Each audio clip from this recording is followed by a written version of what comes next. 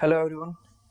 आज के इस सेशन में हम बात करेंगे law as a career option after class 12 कि क्लास 12 के बाद कोई स्टूडेंट अगर लॉ को as a career option pursue करना चाहे तो क्या क्या अपॉर्चुनिटीज हैं उसके पास, कहाँ कहाँ से किया जा सकता है, कितना कॉम्पिटिटिव है, कितना अच्छा करियर है लॉ, उन सब के बारे में बात करेंगे। और इंडिया में कहाँ कहाँ से किन किन इंस्टीट्यूशन से आप law as a career option को परस्यू कर सकते हो। और 12th क्लास के बाद जो अपॉर्चुनिटी मिलती है 5 ईयर लॉ प्रोग्राम करने की, वो कितनी कंपैरेटिव है अगर हम बात करें आईआईटी या नीट के कंपैरिजन में। Because most of the students जो हैं वो 10th क्लास से 11th क्लास में एंट्री करते हैं, तो उनको law as a career option के बारे में बहुत कम पता होता है, इसीलिए वो इस ऑप्शन की तरफ जनरली जाते भी नहीं है। ठीक है।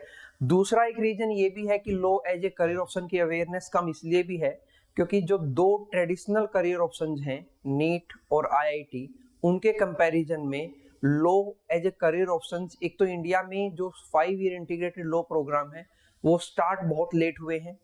कुछ ही यूनिवर्सिटीज थी जो पहले करवाती थी, लेकिन मोस्ट ऑफ द यूनिवर्सिटीज ने जो प्रीमियर इंस्टीट्यूशंस हैं एक तरह से, उन्होंने बहुत लेट स्टार्ट किया है 5 ईयर इंटीग्रेटेड लॉ प्रोग्राम को। जैसे आईआईटी या फिर नीट के बारे में अगर हम बात करें तो बहुत पुराने करियर ऑप्शंस हैं, इसलिए हर किसी को उनके बारे में अवेयरनेस है। लेकिन law as a career options after 12th बहुत कम लोगों को उसके बारे में अवेयरनेस है।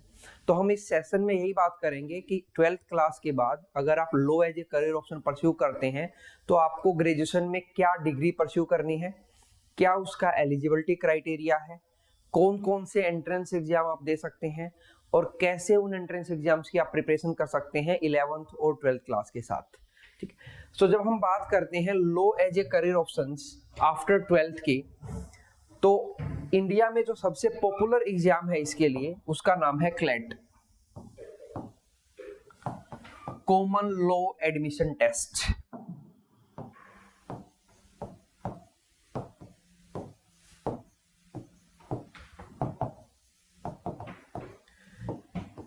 ये कॉमन लॉ एडमिशन टेस्ट है क्या, इसको आप ऐसे समझ सकते हैं जैसे अगर किसी स्टूडेंट को आईआईटी में एडमिशन लेना है, इंडियन इंस्टीट्यूट ऑफ टेक्नोलॉजी, तो उसको एक एग्जाम देना पड़ता है आईआईटी जेई का, Indian institute of technology joint entrance exam, उसको लिखना पड़ता है। और इंडिया में बहुत सारी आईआईटी हैं, अलग अलग स्टेट्स में आईआईटीज हैं, जैसे आईआईटी दिल्ली है, आईआईटी मुंबई है। तो उन आईआईटीज में एडमिशन होता है उस स्टूडेंट का और वहां पे जाके वो बीटेक परस्यू करता है। तो सिमिलर वे में जब कोई स्टूडेंट क्लैट का टेस्ट लिखता है, common law admission test, common law admission test में उसका एडमिशन होता है एनएलयूज में, नेशनल लॉ यूनिवर्सिटीज। एनएलयू का मतलब है national law universities. National law universities India में फिलहाल जब हम ये वीडियो रिकॉर्ड कर रहे हैं तो टोटल 28 एनएलयू हैं अभी इंडिया में, 28 एनएलयूज हैं। NLUs are just like IITs, जैसे आईआईटीज इंजीनियरिंग के फील्ड में गवर्नमेंट के इंस्टीट्यूशंस हैं, ऐसे ही एनएलयू लॉ के फील्ड में गवर्नमेंट के इंस्टीट्यूशंस हैं। तो एनएलयूज का एक कॉमन एंट्रेंस एग्जाम होता है जिसको हम क्लैट बोलते हैं, कॉमन लॉ एडमिशन टेस्ट। ये कॉमन लॉ एडमिशन टेस्ट कब होता है? सो लेट्स सपोज कि किसी स्टूडेंट ने 11th में एडमिशन लिया है 2025 में और वो 12th में होगा 2026 में। तो 2026 में जब वो 12th में होगा तो 2026 के दिसंबर में ये क्लैट का पेपर होता है, कॉमन लॉ एडमिशन टेस्ट। तो मतलब उस स्टूडेंट का 12th पूरा होगा मार्च या फेब 2027 में, लेकिन उसको क्लैट 12th पूरा होने से पहले ही लिखना होता है क्लैट का एंट्रेंस एग्जाम। क्लैट का एंट्रेंस एग्जाम लिखने के बाद जो ये कंसोर्टियम ऑफ एनएलयूज हैं, कंसोर्टियम का मतलब है ग्रुपिंग, एक ग्रुप ऑफ एनएलयूज हैं जो क्लैट का एग्जाम लेते हैं। तो कौन कौन से एनएलयूज है एक बार हम वो देख लेते हैं। ये ऑफिशियल वेबसाइट है क्लैट की, तो क्लैट की ऑफिशियल वेबसाइट पे आप जाओगे तो ये ओपन हो जाएगा। वहां पे आपको कंसोर्टियम ऑफ यूनिवर्सिटीज मिलेगा, एनएलयूज मिलेगा, नेशनल लॉ यूनिवर्सिटीज, और कौन कौन सी यूनिवर्सिटी उसमें पार्टिसिपेट करते हैं वो आप देख सकते हैं। तो ये सारी यूनिवर्सिटीज हैं, NLU Bangalore, NLU Hyderabad, NLU Bhopal, Calcutta, Jodhpur, Raipur. तो ऐसे आप इसको स्क्रॉल करोगे तो ये 26 एनएलयूज है जहां पे आप एडमिशन ले सकते हो, क्लैट का पेपर में अपीयर होके। हमने बात की थी टोटल 28 एनएलयू है, तो 2 एनएलयू ऐसी हैं, NLU Delhi and NLU Meghalaya, वो अपना सेपरेट एंट्रेंस एग्जाम लेते हैं। तो अगर आप क्लैट का पेपर देते हो तो आप 26 एनएलयूज में एडमिशन के लिए एलिजिबल हो। आपकी रैंकिंग के हिसाब से आपको अलग अलग एनएलयूज में एडमिशन मिलेगा। जैसे अगर हम बात करें टॉप एनएलयूज की, तो टॉप एनएलयूज में बेंगलोर और हैदराबाद आते हैं। इट्स लाइक जैसे बीटेक करने के लिए आप आईआईटीज में एडमिशन लेते हो तो आईआईटी बॉम्बे, आईआईटी दिल्ली को ज्यादा बेटर माना जाता है। बेटर मानने का क्राइटेरिया वही सेम जो आईआईटीज में है वही एनएलयूज में है। प्लेसमेंट के अकॉर्डिंग ही उनको बेटर माना जाता है कि कौन सी एनएलयू से कितनी ज्यादा अच्छी प्लेसमेंट आपको मिलेगी लो एज ए करियर ऑप्शन करने के बाद। तो 26 एनएलयूज ये हैं। 2 एनएलयू, सो अगर आप क्लैट लिखोगे कॉमन लॉ एडमिशन टेस्ट, तो 26 एनएलयूज में आपका एडमिशन होगा नेशनल लॉ यूनिवर्सिटीज में। उसके बाद एनएलयू दिल्ली जो अपना खुद का एंट्रेंस एग्जाम लेती है all India law entrance test के नाम से, एलिट के नाम से। तो अगर आपको एनएलयू दिल्ली जाना है तो उसके लिए आपको अलग से एंट्रेंस एग्जाम देना पड़ेगा। और अगर आपको एनएलयू मेघालय जाना है, एनएलयू मेघालय का अपना खुद का एप्टीट्यूड टेस्ट होता है, तो आपको वो लिखना पड़ेगा। तो अभी तक ये 28 एनएलयूज ऐसे एडमिशन लेते हैं, जिसमें 26 एनएलयूज क्लैट के थ्रू और 2 एनएलयू मेघालय अपना खुद का टेस्ट लेंगे और एनएलयू दिल्ली एलिट का टेस्ट लेते हैं। अब ये बात करते हैं कि ये जो एंट्रेंस टेस्ट है जो आप लिखोगे क्लैट या फिर एलिट या फिर एनएलयू मेघालय का एप्टीट्यूड टेस्ट लिखोगे, तो इसमें पेपर में क्या आएगा, एंट्रेंस एग्जाम में क्या आएगा। ठीक है, मैं बार बार इजी बनाने के लिए कंपैरिजन आईआईटी से कर रहा हूं, बिकॉज आईआईटी सबको फेमिलियर होता है, उनको पता होता है। तो जैसे आईआईटी के पेपर में फिजिक्स, केमिस्ट्री, मैथमेटिक्स आता है, तो ऐसे ही जो क्लैट का पेपर है कॉमन लॉ एडमिशन टेस्ट, इसके पेपर में कौन कौन से सब्जेक्ट आते हैं। एक तो इसके पेपर में आता है बेसिक इंग्लिश। बेसिक इंग्लिश में क्या क्या आएगा, रीडिंग कॉम्प्रिहेंशन, आरसी एक पैसेज होगा उसमें से क्वेश्चन पूछे जाएंगे, grammar and vocab.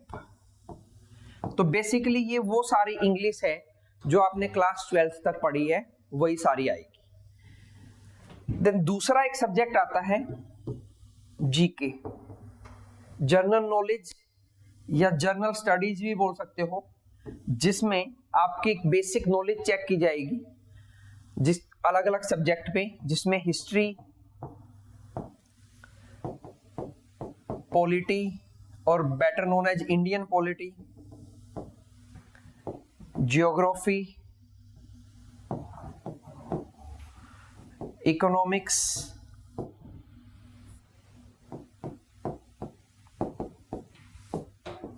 Journal science और करंट अफेयर, इनसे रिलेटेड क्वेश्चंस पूछे जाएंगे। इस पेपर में मोस्टली जो जीके के क्वेश्चंस होते हैं, क्लैट के पेपर की अगर हम बात करें तो वो करंट अफेयर से ज्यादा पूछे जाते हैं। तो जब आप क्लैट की प्रिपरेशन कर रहे हैं तो ये जरूरी है कि आप डेली न्यूज़पेपर पढ़ रहे हो। कौन सा न्यूज़पेपर, इंग्लिश का न्यूज़पेपर, क्योंकि क्लैट का पेपर सिर्फ इंग्लिश में आएगा। तो English newspaper, the Hindu, times of India, Indian express, कोई भी एक स्टैंडर्ड न्यूज़पेपर आप पढ़ रहे हो डेली, उस न्यूज़पेपर में आपको एडिटोरियल पढ़ना होता है, जो एडिटर पेज होता है। तो उन एडिटोरियल्स में से ही जनरली पैसेज आता है करंट अफेयर के लिए। क्वेश्चंस किस टाइप से आते हैं वो भी हम लास्ट में देखेंगे कि क्लैट के पेपर में क्वेश्चंस कैसे आते हैं। तो एक सब्जेक्ट तो हो गया इंग्लिश, एक सब्जेक्ट हो गया जीके या जीएस, देन एक सब्जेक्ट हो गया क्वांट। क्वांट यानी बेसिक मैथ्स, 10th क्लास तक का, इवन 10th तक का भी नहीं आता है, 8th क्लास तक का ही मैथ आता है, जिसमें basic profit loss discount, simple interest, compound interest, ठीक है, रेशियो एंड प्रोपोर्शन से रिलेटेड क्वेश्चन जाते हैं, percentage, ratio, proportion, profit loss discount के सिंपल क्वेश्चन जाते हैं। एक सब्जेक्ट इसमें आपको पढ़ना पड़ता है लीगल एप्टीट्यूड। लीगल एप्टीट्यूड के अंदर क्या आता है, बेसिकली जो हमारा इंडियन कॉन्स्टिट्यूशन है,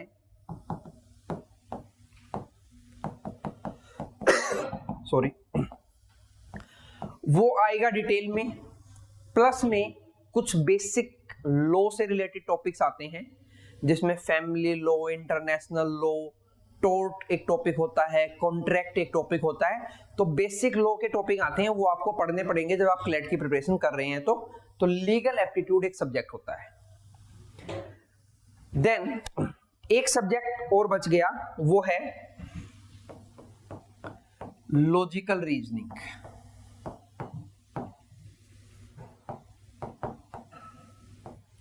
ठीक है, तो मैं नेक्स्ट पेज पे एक बार दोबारा से लिख देता हूं।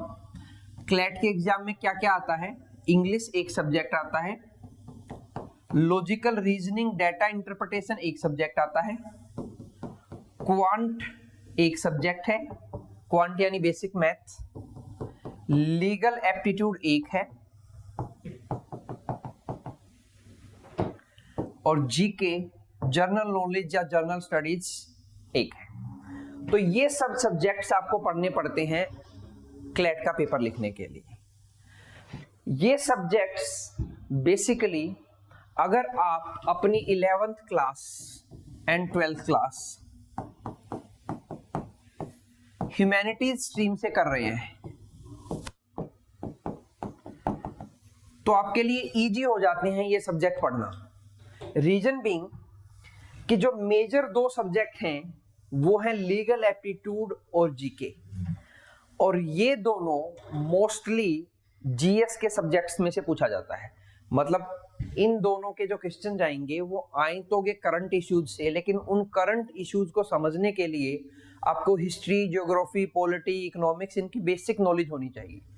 तो अगर आप ह्यूमैनिटीज सब्जेक्ट्स के साथ 11th 12th कर रहे हैं तो क्लैट के पेपर की प्रिपरेशन करना आपके लिए थोड़ा सा इजी हो जाता है। हालांकि क्लैट लिखने के लिए जो बेसिक रिक्वायरमेंट है या जो बेसिक एलिजिबिलिटी है कि कब आप क्लैट लिख सकते हैं, तो क्लैट लिखने के लिए आप 12th क्लास अपीयर होने चाहिए या 12th क्लास पास होने चाहिए विद जस्ट 60% मार्क्स। अगर आप जर्नल कैटेगरी में हैं और अगर आप किसी कैटेगरी से बिलोंग कर रहे हैं तो उसके अकॉर्डिंग मार्क्स कम हो जाएंगे। तो ये एक बेसिक क्राइटेरिया है क्लैट लिखने का कि 12th क्लास आप अपीयर्ड हो या 12th क्लास आप पास हो।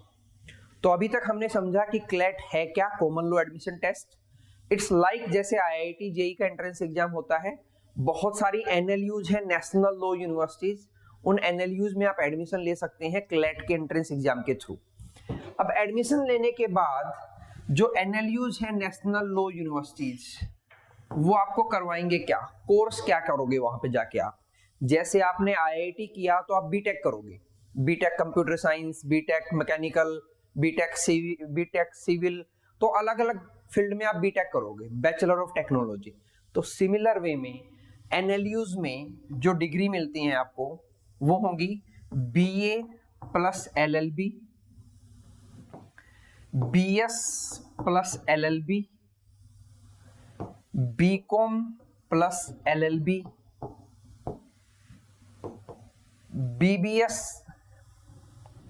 बीएसडब्ल्यू प्लस एलएलबी और बीबीए प्लस एलएलबी।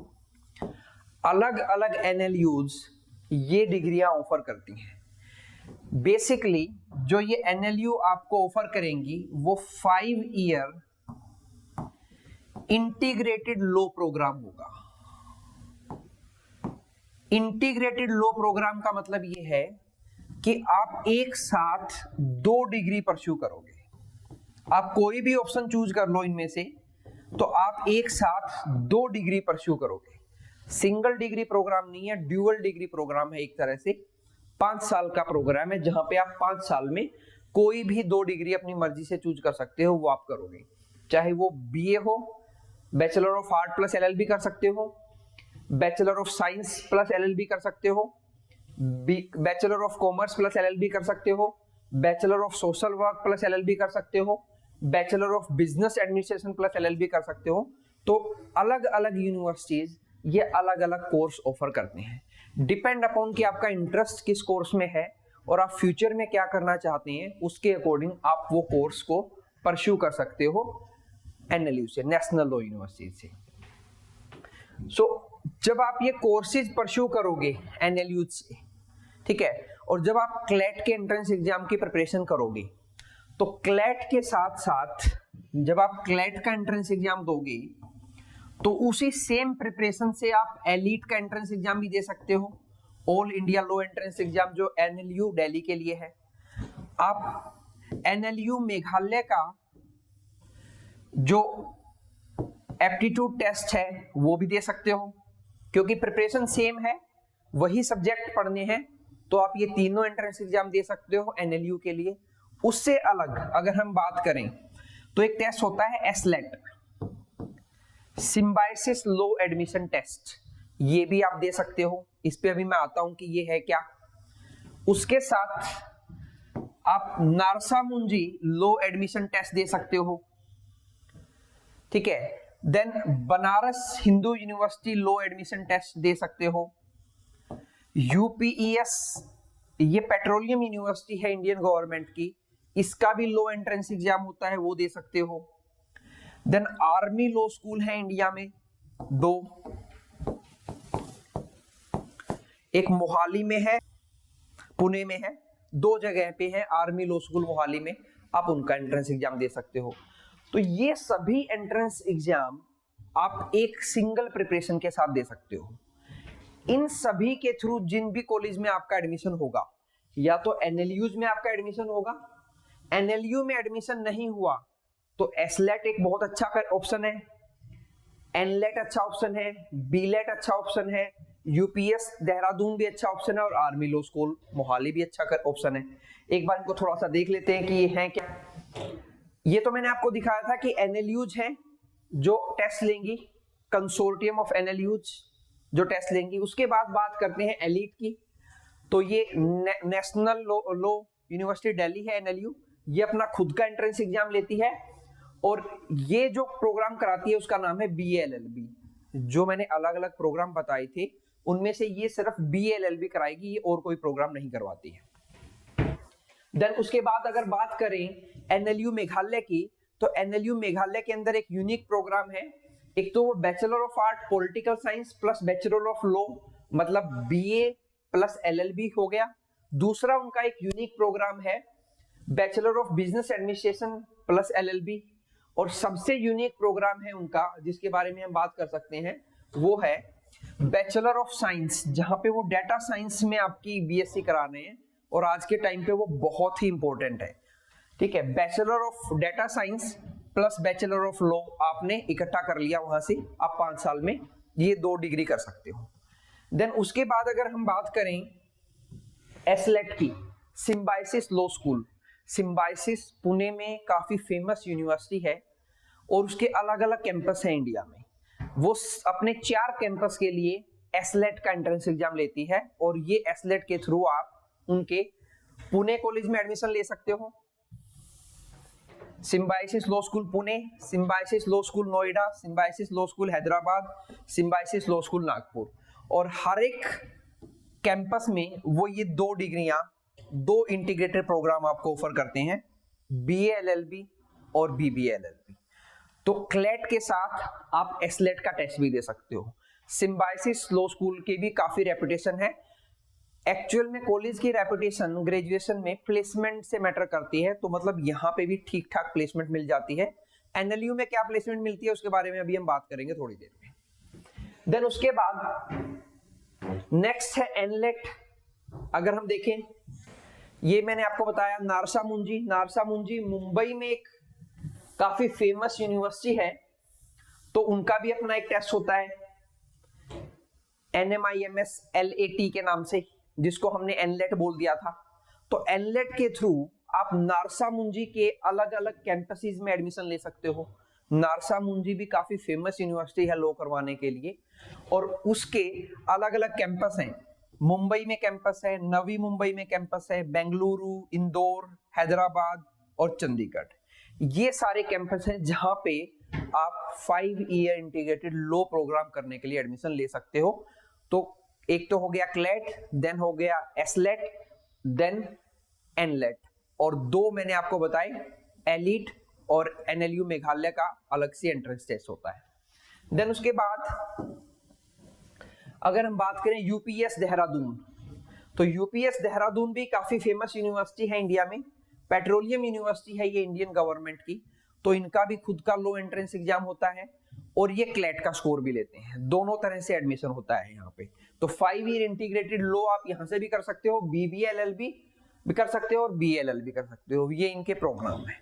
अलग अलग यूनिवर्सिटीज के अलग अलग प्रोग्राम हैं, और हम सिर्फ उन यूनिवर्सिटीज के बारे में बात कर रहे हैं जहां से 5 ईयर इंटीग्रेटेड लॉ प्रोग्राम करने के बाद आपको एक अच्छा खासा कॉलेज प्लेसमेंट मिल जाएगा, आपकी जॉब सिक्योर रहेगी। देन एक और एंट्रेंस टेस्ट होता है इंडिया में एलसेट के नाम से, लॉ स्कूल एडमिशन टेस्ट।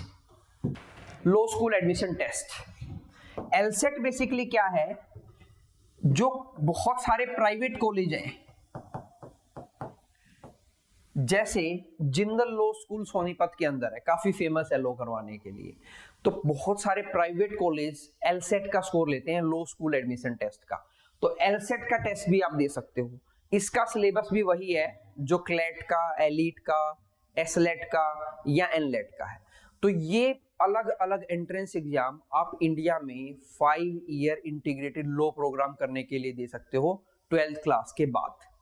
अब बात करते हैं कि ये 5 ईयर इंटीग्रेटेड लॉ प्रोग्राम करने का बेनिफिट क्या है, इससे मिलेगा क्या आपको। सो अगर हम बात करें law as a career options पे, कि लॉ करने के बाद आपको क्या क्या करियर ऑप्शंस मिल सकते हैं या आप क्या क्या कर सकते हो, तो उसमें सबसे पहले हम ये देखेंगे कि लेट्स सपोज कि आपने बीए प्लस एलएलबी कर लिया, तो बीए प्लस एलएलबी करने के बाद आपने बीए प्लस एलएलबी कर लिया, तो बीए प्लस एलएलबी करने के बाद आपके पास 2 बैचलर डिग्रीज हैं, एक तरह से, एक आर्ट का है और एक आपके पास एलएलबी का है। तो आप जुडिशियल सर्विसेज के लिए जा सकते हो, मतलब आप जुडिशरी का एंट्रेंस एग्जाम दे सकते हो, आप जज बन सकते हो।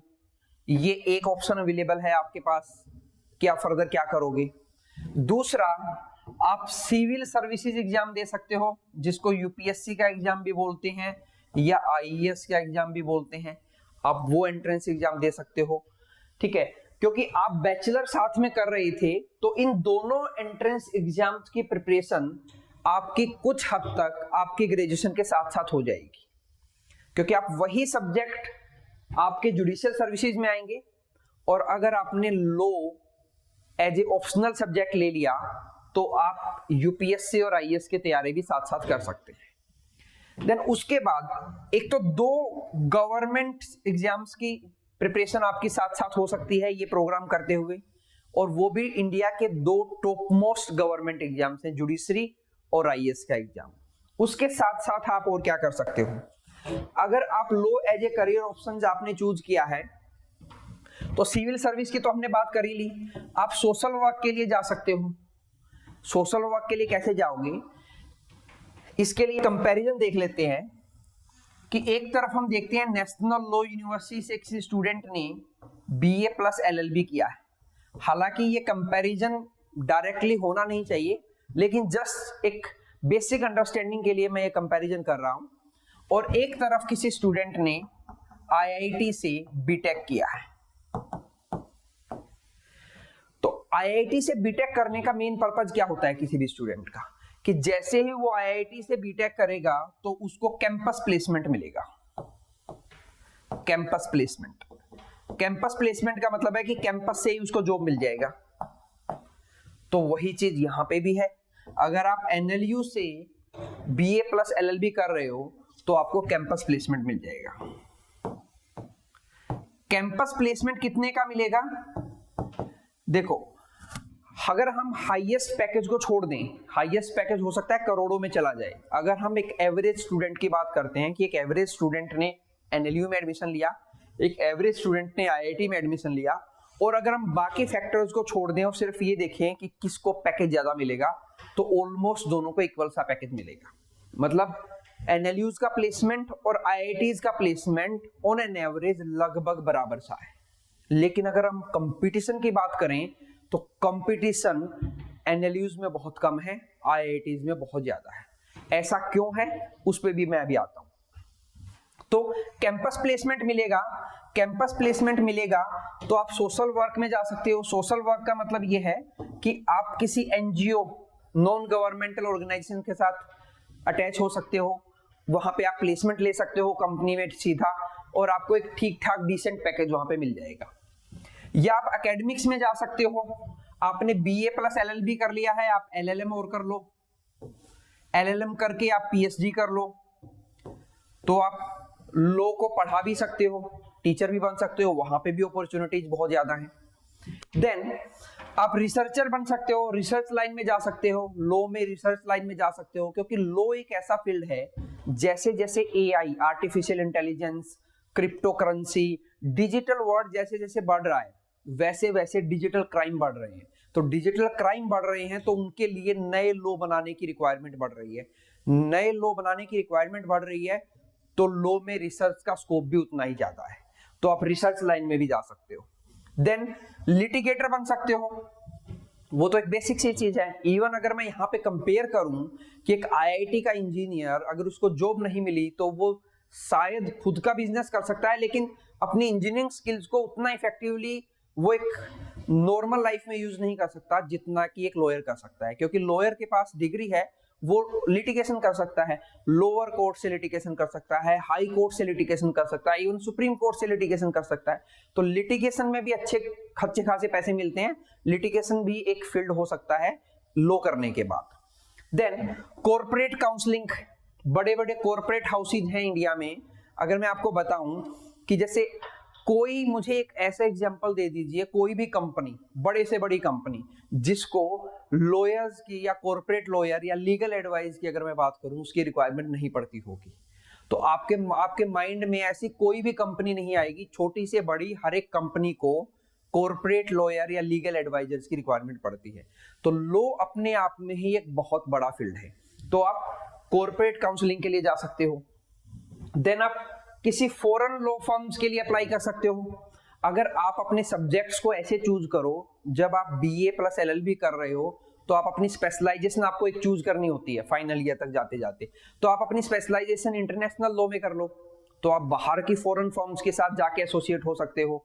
इवन कुछ ऐसी लॉ फर्म्स हैं जो फॉरेन है और इंडिया में काम करती हैं, आप उनके साथ एसोसिएट हो सकते हो, तो आपको एक अच्छा खासा हैंडसम सैलरी पैकेज मिल सकता है, जो हम जनरली जिसके बारे में सोचते हैं कि भाई मेरा लाखों में एक सैलरी पैकेज होना चाहिए।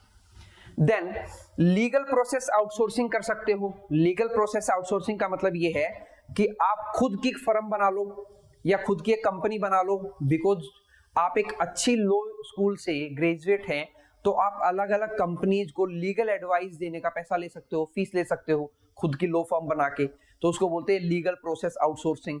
या फिर 2-3 दोस्त मिलके एक फर्म बना लो और अलग अलग फील्ड में अलग अलग कंपनीज को आप अपना लीगल जो है नॉलेज बेस है उसके बेस पे उनको एडवाइस कर सकते हो, तो ये भी एक करियर ऑप्शन हो सकता है।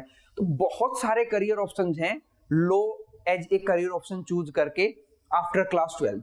बस हम लोगों को उसके बारे में अवेयरनेस नहीं है, तो इसलिए हम उस चीज की तरफ कम ही जाते हैं, या पेरेंट्स भी उस चीज की तरफ बहुत कम जाते हैं। सो इन शॉर्ट अगर हम बात करें अब कि law as a career option after class 12, उसमें आपको एक अच्छा करियर भी मिल सकता है, अच्छी प्लेसमेंट भी मिल सकती है अगर आप किसी अच्छे कॉलेज में एडमिशन ले लेते हो तो, ठीक है, और एक अच्छा फ्यूचर भी आपको मिल सकता है। इन्हीं चीजों के लिए लोग IIT जाते हैं, इंडियन इंस्टीट्यूट ऑफ टेक्नोलॉजी, ठीक है। हाँ, अब इस बात पे आते हैं, तो फिर लोग लो क्यों नहीं करना चाह रहे, लोग क्लैट क्यों नहीं देना चाह रहे, और ये देखते हैं क्लैट में कंपटीशन कितना है। अगर हम उसकी बात करें तो चलो 3 करियर ऑप्शंस को हम कंपेयर करते हैं। हालांकि मैं फिर से बता दूं, ये कंपैरिजन जस्ट जर्नल अंडरस्टैंडिंग के लिए है, एज सच कोई कंपैरिजन बनेगा नहीं अदर अलग अलग करियर ऑप्शंस में। अगर आपको लगता है कि आप एक अच्छे डॉक्टर बन सकते हो, then you should definitely go for NEET. अगर आपको लगता है कि मैं एक अच्छा इंजीनियर बन सकता हूं, you should definitely go for IIT. लेकिन अगर आपको लगता है कि भाई मुझे ये दोनों फील्ड नहीं पसंद है, तो आप लो एज ए करियर ऑप्शन के बारे में सोच सकते हो। अगर आपकी कम्युनिकेशन स्किल्स बहुत अच्छी हैं, अगर आप डिबेट में बहुत अच्छे हो, तो लो एज ए करियर ऑप्शन आपके लिए परफेक्ट हो सकता है। सो बात करते हैं क्लैट के एंट्रेंस एग्जाम की, आईआईटी जेई के एंट्रेंस एग्जाम की और नीट के एंट्रेंस एग्जाम की। ये एंट्रेंस एग्जाम इंडिया में आफ्टर 12th लो करने के लिए होता है। ये एंट्रेंस एग्जाम इंडिया में आफ्टर 12th इंजीनियरिंग करने के लिए होता है। और ये एंट्रेंस एग्जाम इंडिया में आफ्टर 12th मेडिकल कोर्सेज या एमबीबीएस करने के लिए होता है। अब कंपैरिजन करते हैं। कंपैरिजन हम स्टार्ट करेंगे नीट से। नीट में इंडिया में लगभग 50,000 सीट होंगी, 45 से 50,000 सीट एमबीबीएस के लिए, ठीक है, और माइट भी उससे कम भी हो सकती हैं। उसके लिए हर साल लगभग 25 लाख स्टूडेंट अपीयर होते हैं। आईआईटी जेई की अगर बात करें तो लगभग 15,000 सीट होंगी, और अगर कुछ प्राइवेट कॉलेजेस को भी मिला ले तो 20,000 सीट होंगी। उसके लिए लगभग 15 लाख स्टूडेंट हर साल अपीयर होते हैं, 15 से 17 लाख। अब बात करते हैं क्लैट के लिए, तो एनएलयूज में और टॉप कॉलेजेस में मिला के, जो मैंने अभी आपको बताया, करीबन 10 से 12,000 सीट होंगी। इन 10 से 12,000 सीट के लिए मुश्किल से 80 से 1 लाख स्टूडेंट कंपीट करते हैं, 80,000 to 1 लाख। तो आपको लगेगा एकदम से कि यहाँ पे तो कंपटीशन ही नहीं है, कंपटीशन बहुत कम है। कहाँ 80,000 से 1 लाख लोगों में से सिर्फ 10 से 12,000 में आना है, और कहाँ 15 लाख में से 15,000 में आना है, और कहाँ 25 लाख में से 50,000 में आना है। सो ऑब्वियस है कि यहाँ पे अभी कंपटीशन कम है। तो कंपटीशन कम क्यों है? अगर लो इतना ही अच्छा करियर ऑप्शन है तो कंपटीशन कम क्यों है? कंपटीशन कम होने का एक सबसे मेन रीजन जो है वो है लैक ऑफ अवेयरनेस। लोगों को लो एज ए करियर ऑप्शंस के बारे में पहली बात तो पता नहीं है, क्योंकि लो आते ही उनके माइंड में इमेज बनती है एक पर्सन वियरिंग ब्लैक कोट, और उसको कोर्ट में जाना है और सफेद झूठ बोलना है। ये एक बेसिक इमेज बनती है, वो उससे ज्यादा सोच ही नहीं पाते हैं। तो उससे ज्यादा सोच नहीं पाते हैं तो उस करियर ऑप्शंस को वो परस्यू भी नहीं करना चाहते। तो मैंने आपको बहुत सारे फील्ड बताए हैं कि लो में आप क्या क्या कर सकते हो, 12th के बाद कहां कहां से कर सकते हो, कौन कौन से एंट्रेंस एग्जाम दे सकते हो। इस नॉलेज के बेस पे आप सोच सकते हो कि अगर आपको आपकी डिबेटिंग स्किल्स अच्छी हैं, आपकी कम्युनिकेशन स्किल अच्छी हैं, और अगर आपका जीएस और इंग्लिश अच्छा है 10th क्लास तक, तो आप 11th क्लास में ह्यूमैनिटी स्ट्रीम चूज करके CLAT as a career option pursue कर सकते हो, या क्लैट के साथ बाकी सारे एंट्रेंस एग्जाम भी दे सकते हो जो मैंने आपको बताए थे। तो यही एक बेसिक रीजन है कि क्लैट में कंपटीशन कम इसलिए है क्योंकि वहां पे अवेयरनेस कम है। अगर वहां पे अवेयरनेस ज्यादा होती तो वहां पे भी कंपटीशन ज्यादा होता। ठीक है, थैंक यू। किसी दूसरे सेमिनार के लिए फिर से हम मिलेंगे आपसे, तब तक के लिए टेक केयर, बाय बाय।